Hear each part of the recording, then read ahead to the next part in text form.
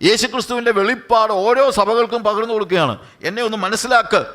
കർത്താവ് പറയുന്ന ഒരു കാര്യമുണ്ട്, ഞാൻ കാണുന്നു. അടുത്തതായിട്ട് പറയുന്നത് ഡിസ്ക്രിപ്ഷൻ കഴിയുമ്പോൾ അടുത്ത് പറയുന്നത് ഞാൻ കാണുന്നു, ഞാൻ അറിയുന്നു എന്ന് പറഞ്ഞുകൊണ്ടാണ് തുടങ്ങുന്നത്. രണ്ടാം അധ്യായത്തിൽ 2-ാം വാക്യത്തിൽ ഞാൻ നിൻ്റെ പ്രവൃത്തിയും പ്രയത്നവും സഹിഷ്ണുതയും കൊള്ളരുതാത്തവരെ നിനക്ക് സഹിച്ചുകൂടാത്തതും അപ്പോസ്തലന്മാരല്ലാതെ ഇരിക്കെ തങ്ങൾ അപ്പോസ്തലന്മാർ എന്ന് പറയുന്നവരെ നീ പരീക്ഷിച്ച് കള്ളന്മാർ എന്ന് കണ്ടതും നിനക്ക് സഹിഷ്ണുതയുള്ളതും എൻ്റെ നാമനിമിത്തം നീ സഹിച്ചതും തളർന്നു പോകാഞ്ഞതും ഞാൻ അറിയുന്നു.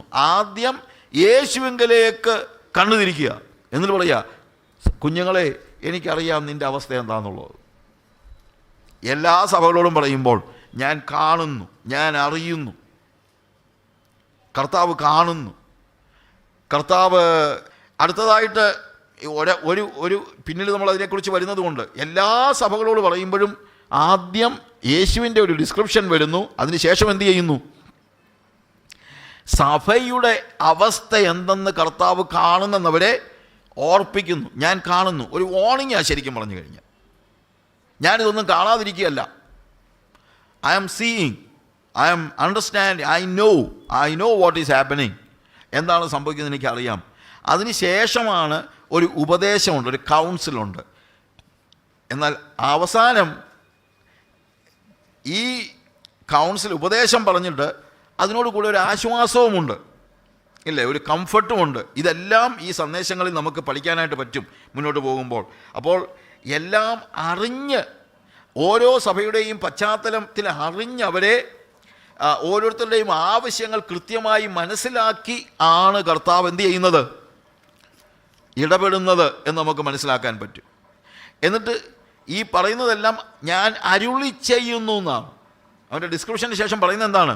ഞാൻ അരുളി ചെയ്യുന്നു. അതായത് 12 എന്നോട് സംസാരിച്ച നാദം എന്തെന്ന് കാണുമ്പോൾ ഞാൻ തിരിഞ്ഞപ്പോൾ 7 പൊൻനിലവിളക്കുകളെയും നിലവിളക്കുകളുടെ നടുവിൽ നിലയങ്കി ധരിച്ച് മാറത്ത് പൊൻകച്ച കെട്ടിയവനായി മനുഷ്യപുത്രനോട് സദസ്യനായവൻ അവിടെ താഴെ തലമുടി വെളുത്ത പഞ്ഞി പോലെ 15-ാമത്തെ വാക്യത്തിൽ കാലുലയിൽ ചുട്ടുപഴുപ്പിച്ച വെള്ളോട്ടിന് സദൃശം വലങ്കയിൽ. ഇതെല്ലാം 1-ാമത്തെ അധ്യായത്തിൽ പറഞ്ഞു. പക്ഷേ ഓരോ സഭയ്ക്ക് പറയുമ്പോൾ ഇതിൻ്റെ ഓരോ ഭാഗങ്ങൾ പറയാൻ കാര്യം ആ സഭയ്ക്ക് ആശ്വാസത്തിനുള്ളവർക്ക് ആശ്വാസവും നീതി വിട്ടു നടക്കുന്നവർക്ക് ന്യായവിധിയും എല്ലാം ഡിസ്ക്രൈബ് ചെയ്യുന്നതിന് തുല്യമായ വാക്കുകളാണ് ഉപയോഗിച്ചിരിക്കുന്നത്. അതാണ് നമ്മൾ കാണുന്നത്. ഇതിനകത്തെ മെസ്സേജിൽ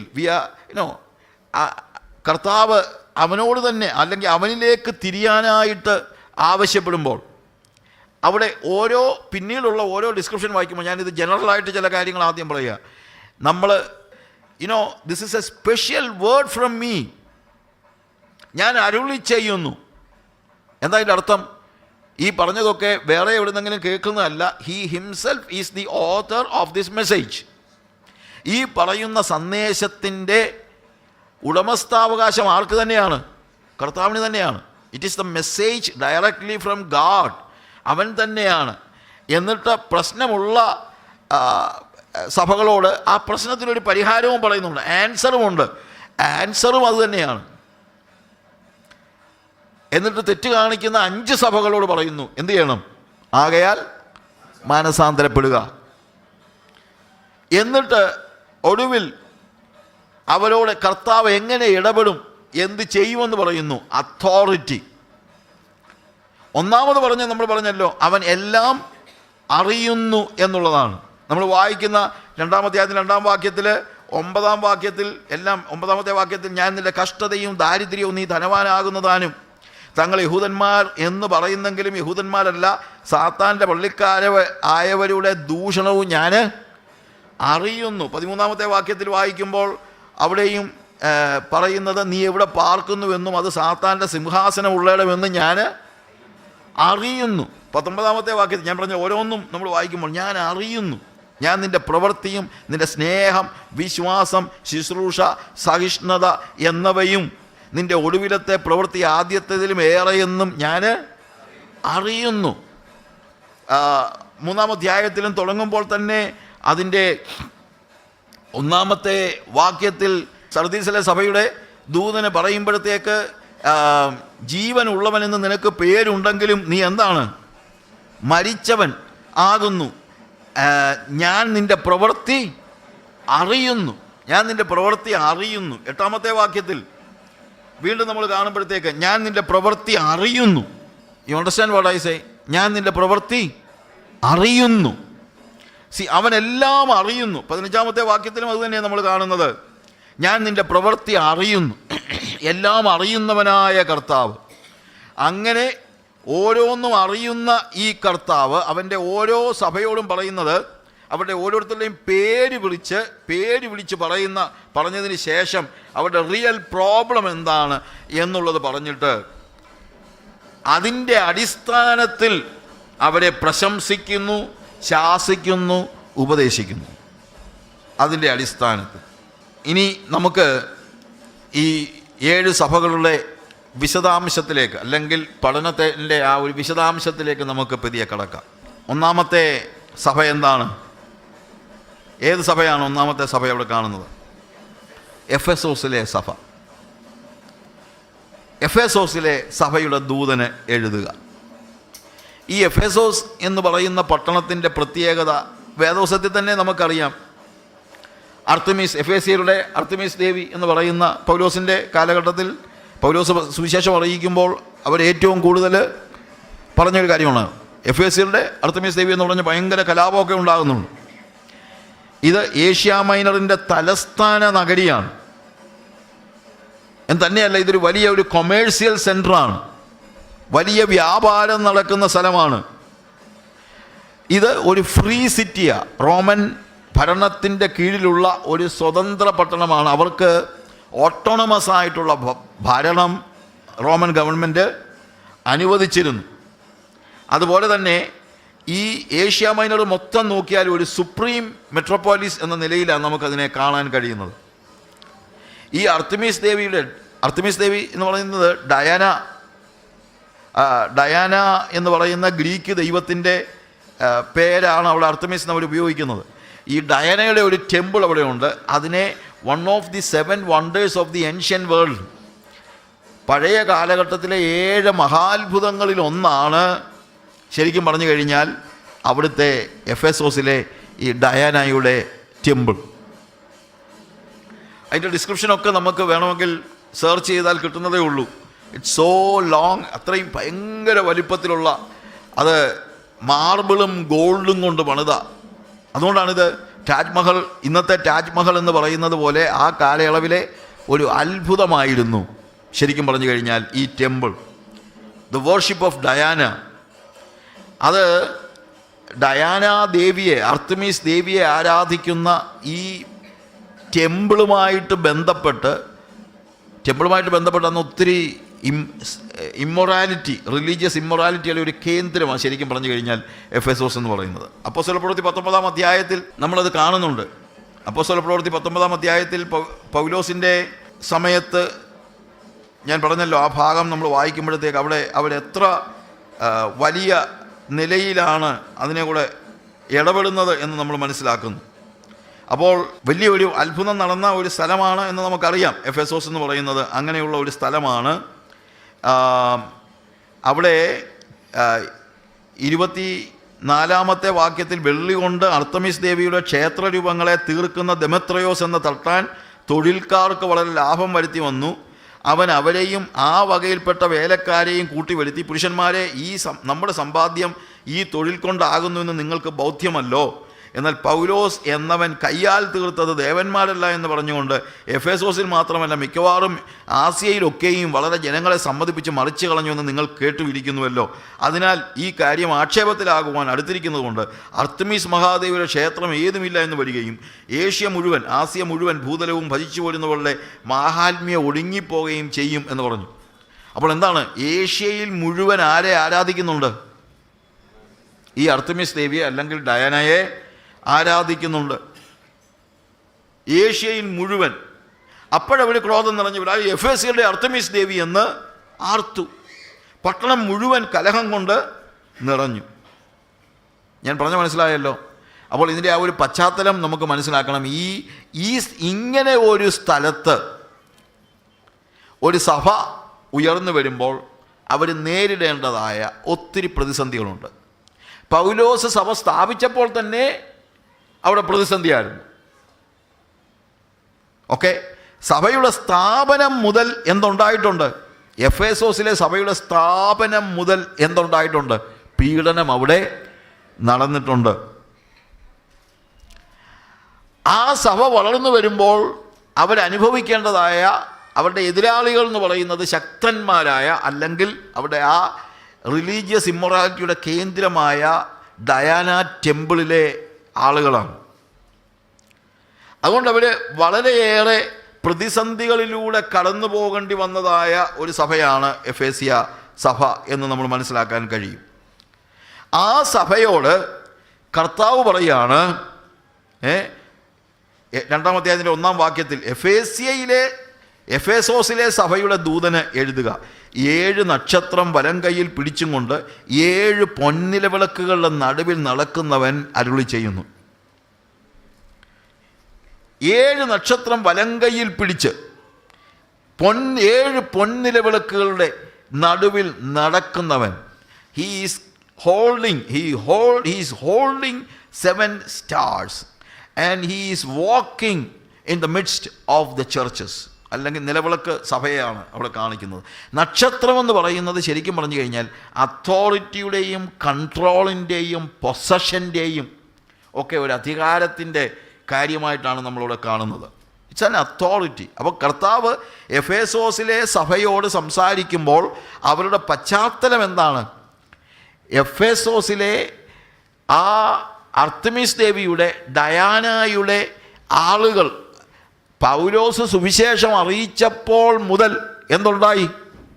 പ്രോബ്ലം ഉണ്ടായി. അതിനുശേഷം അവരിൽ നിന്ന് സഭ വളർന്നു കഴിഞ്ഞപ്പോൾ ഈ റിലീജിയസ് ആൾക്കാരുടെ ഇടയിൽ നിന്നും വളരെ പീഡനം സഹിക്കേണ്ടി വന്ന ഒരു സഭയാണ് ഏത്? എഫേസോസിലെ സഭ. ആ സഭയോട് കർത്താവ് പറയാണ്, നീ ഒരു കാര്യം മനസ്സിലാക്കണം. എന്താണ്? ഞാൻ 7 നക്ഷത്രം വലം കൈയിൽ പിടിക്കുന്നവനാണ് എന്ന് വെച്ച് കഴിഞ്ഞാൽ അതോറിറ്റി എൻ്റെ കയ്യിലാണ്. നീ പേടിക്കേണ്ടതായ കാര്യം ഇല്ല. സ്വർഗത്തിലും ഭൂമിയിലും സകല അധികാരവും എനിക്ക് നൽകപ്പെട്ടിരിക്കുന്നു. അതുകൊണ്ട് ഇപ്പോൾ നീ പീഡനം അനുഭവിക്കുന്നുവെങ്കിലും നിന്നെ പൊസസ് ചെയ്യുന്നത് ഞാനാണ്. നക്ഷത്രങ്ങൾ സഭയുടെ ദൂതനാണെന്ന് ആദ്യമേ തന്നെ പറഞ്ഞു. അതുകൊണ്ട് you are in my hands. അവിടെ എഴുതിയിരിക്കുന്നതാണ്, 7 നക്ഷത്രം വലം കൈയിൽ പിടിച്ച് നീ എൻ്റെ കയ്യിലായിരിക്കുന്നത്, നീ എൻ്റെ വകയാണ്. ഇതാണ് ആ ഡിസ്ക്രിപ്ഷനിൽ തന്നെ ഉള്ള സന്ദേശം. ഇതാണ്, യു ആർ മൈൻ, എൻ്റെയാണ്, എൻ്റെ കയ്യിലാണ്. പ്രിയമുള്ളവരെ, എത്ര പീഡനമുണ്ടാകുന്ന സഭയോടുമുള്ള കർത്താവിൻ്റെ സന്ദേശം എന്താണ്? You are in my hands. അത് സഭയോട് മാത്രമല്ല, വ്യക്തികളോടും കർത്താവ് പറയുകയാണ്. നിങ്ങളൊരു പക്ഷേ പ്രതിസന്ധി അനുഭവിക്കുന്നുണ്ടാകും, പ്രശ്നങ്ങൾ അനുഭവിക്കുന്നുണ്ടാകും. എന്നാൽ ഒരു കാര്യം മനസ്സിലാക്കണം, അവൻ്റെ കയ്യിലാണ് നമ്മൾ. അവൻ്റെ കയ്യിൽ നിന്ന്, കർത്താവ് തന്നെ പറയുന്നുണ്ട്, എൻ്റെ കയ്യിൽ നിന്ന് പിടിച്ചു പറിക്കാൻ ആർക്കും കഴിയുകയില്ല. എൻ്റെ കയ്യിൽ നിന്ന്, ഇവിടെ പറയുന്നത് ഈ 7 നക്ഷത്രം എന്ത് ചെയ്യാണ്? I M holding it is my hands. എൻ്റെ കയ്യിലാണ് നീ, നിനക്ക് യാതൊന്നും സംഭവിക്കത്തില്ല. എൻ്റെ കയ്യിൽ നിന്ന് പിടിച്ചു പറിക്കാൻ ആർക്കും കഴിയുകയില്ല. നീ കഷ്ടത അനുഭവിക്കുന്നുണ്ട്, പ്രയാസം അനുഭവിക്കുന്നുണ്ട്, എന്നാൽ ചിന്തിക്കരുത് കർത്താവ് നിന്നെ വിട്ടുകളയുമെന്ന്. കാര്യം കയ്യിലായിരിക്കുന്നത്, അവൻ്റെ വലം കയ്യിലാണ് ഇരിക്കുന്നത്. അത് നമ്മളോട് ഓരോരുത്തരോടുമുള്ള സന്ദേശമാണ്. എപ്പോഴും നമ്മളെ സന്തോഷിപ്പിക്കേണ്ട, നമ്മളെ പ്രചോദിപ്പിക്കേണ്ട കാര്യം, എന്തെല്ലാം സംഭവിച്ചാലും ഞാൻ ഇരിക്കുന്ന ആരുടെ കയ്യിലാണ്? അവൻ്റെ കയ്യിലാണ്. അതാണ് നമ്മൾ കാണുന്നത്. 7 നക്ഷത്രം അവൻ്റെ കയ്യിലാണ്, അവൻ്റെ പൊസഷനാണ് എന്ന് തന്നെയല്ല. നമ്മൾ താഴോട്ട് വായിക്കുമ്പോഴത്തേക്ക് 7 നക്ഷത്രം വലം കൈയിൽ പിടിച്ചുകൊണ്ട് 7 പൊൻനിലവിളക്കുകളുടെ നടുവിൽ നടക്കുന്നവൻ. 1-ാമത്തെ അധ്യായത്തിൽ 7 നിലവിളക്കുകളുടെ മധ്യത്തിൽ നിൽക്കുന്നവനെയാണ് നമ്മൾ കാണുന്നത്. പക്ഷെ ഇവിടെ എന്താണ്? അവൻ നടക്കുന്നവൻ. അപ്പോൾ ദൈവം നമ്മുടെ എല്ലാ പ്രതിസന്ധികളെയും കാണുന്നു എന്നുള്ളത് നമ്മൾ മനസ്സിലാക്കണം. എല്ലാ കാര്യങ്ങളും അവൻ കാണുക മാത്രമല്ല, അവന് നമ്മളോടുള്ള സന്ദേശം എന്താണ്? So I am seeing you. ഞാൻ നിന്നെ കാണുന്നുണ്ട്, നീ എൻ്റെ കയ്യിലാണ്, ഞാൻ നിൻ്റെ പ്രവൃത്തി കാണുന്നുണ്ട്. പക്ഷേ നീ മനസ്സിലാക്കണം, ഒത്തിരി പ്രതിസന്ധി ഉണ്ടാകുന്നുണ്ട്. ഇവിടെ എഫെസോസിലെ സഭയ്ക്ക് പറയുമ്പോഴത്തേക്ക് 2-ാമത്തെ വാക്യത്തിൽ പറയുന്നത് എന്താണ്? ഞാൻ നിൻ്റെ പ്രവൃത്തിയും പ്രയത്നവും സഹിഷ്ണുതയും എല്ലാം, പല കാര്യങ്ങളുണ്ട്, അതിനകത്ത് ഉൾക്കൊള്ളിച്ചിരിക്കുന്ന ഒരു പ്രധാന കാര്യമാണ് പ്രവൃത്തി, പ്രയത്നം, സഹിഷ്ണുത. ഇതെല്ലാം ഞാൻ എന്ത് ചെയ്യുന്നുണ്ട്? കാണുന്നുണ്ട്. സഹിഷ്ണുത, ആ സഹനം, നീ മനസ്സിലാക്കണം. ഇതെല്ലാം സംഭവിച്ചാലും നീ ആരുടെ കയ്യിലാണ്? എൻ്റെ കയ്യിലാണ് എന്നുള്ളത് നമ്മൾ മനസ്സിലാക്കണം. അവൻ നമ്മുടെ പ്രതിസന്ധികളെ കാണുന്നു, അവൻ ശോധന ചെയ്യുന്നു, പക്ഷേ അവൻ കാണുന്നു എന്നുള്ളത് നമുക്ക് വലിയ ഒരു ആശ്വാസമാണ്. അവൻ അതനുസരിച്ച് നമ്മളോട് ഇടപെടുന്നവനായ ഒരു ദൈവമാണ്. ഓരോ ചെറിയ കാര്യങ്ങളിലും വലിയ കാര്യങ്ങളിലും അവൻ അറിയുന്നു. ഇപ്പോൾ കർത്താവ് പറഞ്ഞു, നിങ്ങളുടെ ആവശ്യങ്ങൾ ഇന്നതെന്ന് നിങ്ങൾ പ്രാർത്ഥിക്കും മുമ്പേ നിങ്ങളുടെ സ്വർഗ്ഗസ്ഥ പിതാവ് അറിയുന്നു. അവനറിയാം എനിക്ക് എന്താണ് ആവശ്യം, എന്താണ് എൻ്റെ റിയൽ നീഡ് എന്താണെന്നുള്ളത് അവനറിയാം.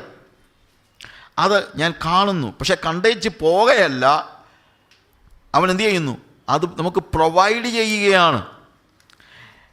എന്നിട്ട് ഈ റിപ്പോർട്ട്, അതായത് ഇവൻ്റെ അവസ്ഥയുടെ റിപ്പോർട്ട്, ഞാൻ നിൻ്റെ പ്രവൃത്തിയും പ്രയത്നവും സഹിഷ്ണുതയും കൊള്ളരുതാത്തവരെ നിനക്ക് സഹിച്ചുകൂടാത്തതും അപ്പോസ്തോലന്മാരല്ലാതിരിക്കെ തങ്ങൾ അപ്പോസ്തോലന്മാരെന്ന് പറയുന്നവരെ നീ പരീക്ഷിച്ച് കള്ളന്മാർ എന്ന് കണ്ടതും നിനക്ക് സഹിഷ്ണുതയുള്ളതും എൻ്റെ നാമം നിമിത്തം നീ സഹിച്ചതും തളർന്നു പോകാത്തതും ഞാൻ, എന്തൊരു ഡിസ്ക്രിപ്ഷനാണ്, ഞാൻ അറിയുന്നു.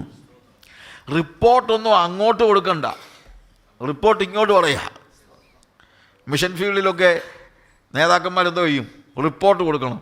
No report no support.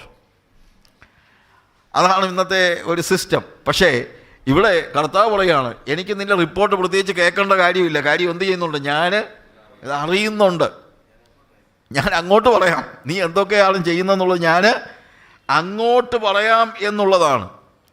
Report ആവശ്യപ്പെട്ട് കഴിഞ്ഞാൽ നമ്മൾ പറയുമ്പോൾ എക്സാഗ്രേഷൻ ആയിരിക്കും മിക്കപ്പോഴും ഉണ്ടാകുന്ന ഒരു വലിയ പ്രശ്നം. ഇവിടുത്തെ ഓരോ റിപ്പോർട്ട് വായിച്ചാലും അതിനകത്ത് ജെനുവിനിറ്റി വളരെ കുറവാണ്.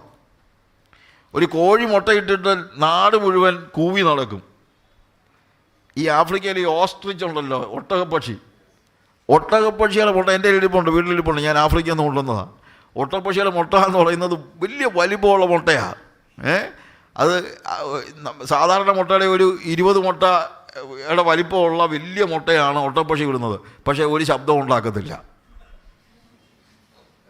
ശബ്ദം ഉണ്ടാക്കത്തില്ലെന്ന് തന്നെയല്ല, ഒട്ടകപ്പക്ഷിയുടെ ഒരു പ്രത്യേകത, അത് മൂടിയിട്ടിട്ട് പോകും.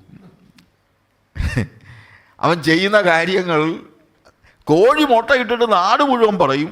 പക്ഷേ ഒട്ടകപ്പക്ഷി മുട്ടയിട്ട് കഴിഞ്ഞാൽ ഒരു മനുഷ്യനോടും പറയത്തുമില്ല. അവൻ്റെ പ്രവൃത്തിയെ മറച്ചേച്ച് പോകുന്ന ഒരു സ്റ്റേജ്. ഓക്കെ, നമ്മൾ ഈ റിപ്പോർട്ടെല്ലാം കൂടെ അങ്ങോട്ട് പറയേണ്ടതായ ഒരു കാര്യമില്ല. അത് നമ്മൾ മറച്ചോ, നമ്മളുടെ കാര്യങ്ങൾ അത്രയേ ഉള്ളൂ.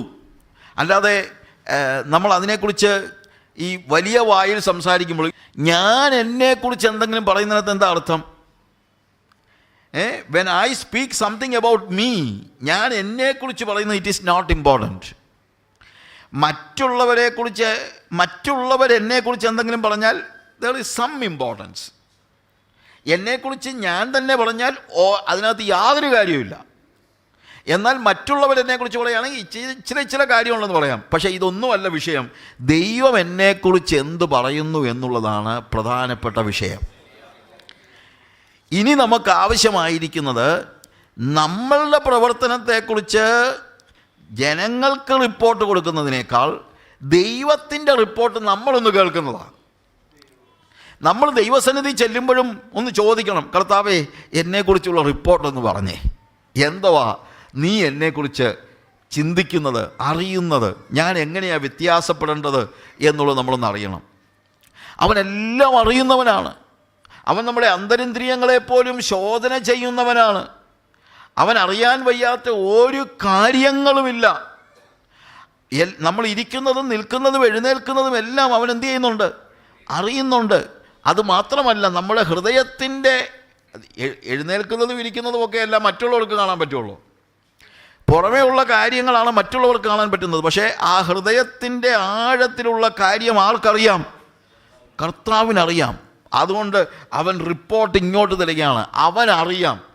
അവൻ അറിയുന്നുണ്ടെന്ന് ഞാൻ അറിയുമ്പോഴാണ് ഞാൻ യഥാർത്ഥ അറിവിലേക്ക് കടക്കുന്നത്. എപ്പോഴും എനിക്ക് എന്ത് ബോധ്യം ഉണ്ടാകണം? അവൻ അറിയുന്നുണ്ട്. അത് ഞാൻ അറിയണം. അവൻ അറിയുന്നുണ്ടെന്ന് ഞാൻ അറിഞ്ഞാൽ പിന്നെ എൻ്റെ പ്രവൃത്തി ഞാൻ വ്യത്യാസപ്പെടുത്തും. നാച്ചുറലി എൻ്റെ ഹൃദയം ഞാൻ കഴുകും. കാര്യം എൻ്റെ ഹൃദയത്തിൻ്റെ ചിന്തകളെപ്പോലും കർത്താവ് എന്ത് ചെയ്യുന്നുണ്ട്? അറിയുന്നുണ്ട്. അവൻ അറിയുന്നുണ്ടെന്നുള്ള ഒരു അറിവെങ്കിലും നമുക്കുണ്ടോ? പലപ്പോഴും കർത്താവിൻ്റെ ഏറ്റവും വലിയ ദുഃഖം അവൻ അറിയുന്നുണ്ടെന്ന് ഞാൻ അറിയുന്നില്ലല്ലോ എന്നതാണ് കർത്താവിൻ്റെ ദുഃഖം. കർത്താവ് കാണുന്നില്ലെന്നാണ് നമ്മുടെ ചിന്ത. എന്നാൽ ദൈവം എല്ലാം അറിയുന്നു. അവൻ എന്നെ അറിയുന്നു. അവൻ എൻ്റെ പ്രവൃത്തി അവൻ അറിയുന്നു. എൻ്റെ ഹൃദയത്തിൻ്റെ വ്യാപാരങ്ങൾ പോലും അവൻ അറിയുന്നുണ്ട്. അത് നമ്മൾ അറിയണം. നമ്മളതിനെക്കുറിച്ച് പറയണം. നമ്മളതിനെക്കുറിച്ചുള്ള ബോധ്യം ഉണ്ടായിരിക്കണം.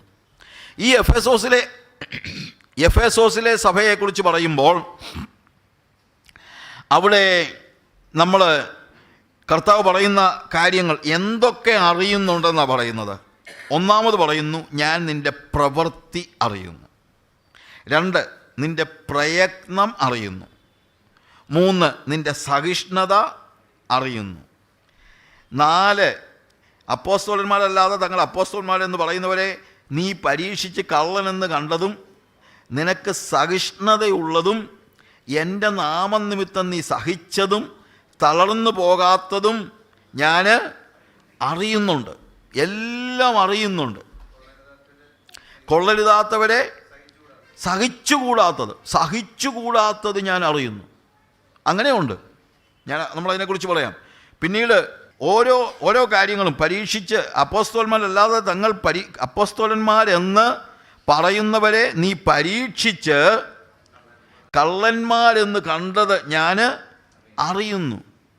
അപ്പം നമ്മുടെ പ്രവൃത്തി, സഹിഷ്ണുത, നീ തളർന്നു പോകാത്തത്, എല്ലാ വിവരങ്ങളും ഒരുപോലെ അറിയുന്നവനായ ഒരു കർത്താവ്. അവൻ്റെ സന്നിധിയിലാണ് നമ്മൾ നിൽക്കുന്നതെന്നുള്ള ഒരു ബോധ്യം നമുക്ക് എത്ര അത്യന്താപേക്ഷിതമാണ് എന്ന് നമ്മൾ ഒന്ന് ഓർക്കണം. എത്ര അത്യന്താപേക്ഷിതമായ കാര്യമാണ്.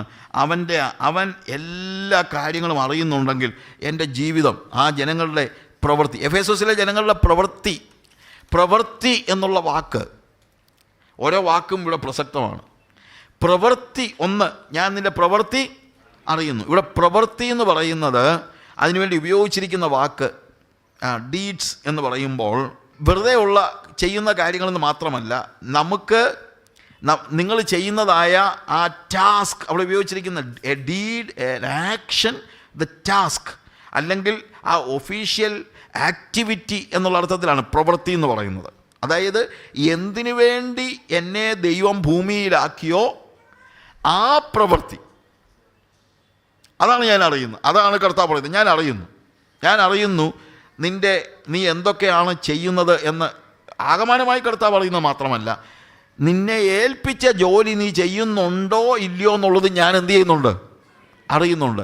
കർത്താവ് നമ്മളെ ഭൂമിയിലേക്ക് പറഞ്ഞു വിട്ടപ്പോൾ ഓരോ സമയത്തും കർത്താവിൻ്റെ മനസ്സിൽ ഓരോരുത്തരെക്കുറിച്ചും ഒരു ലക്ഷ്യമുണ്ട്. ഓരോരുത്തരും ഒരു പ്രത്യേകമായ നിയോഗത്തോടു കൂടെയാണ് ഈ ഭൂമിയിലേക്ക് വന്നത്. ആ പ്രവൃത്തി ചെയ്യാതെ തോന്നുന്നതെല്ലാം ചെയ്താൽ അത് പ്രവൃത്തിയാകത്തില്ല.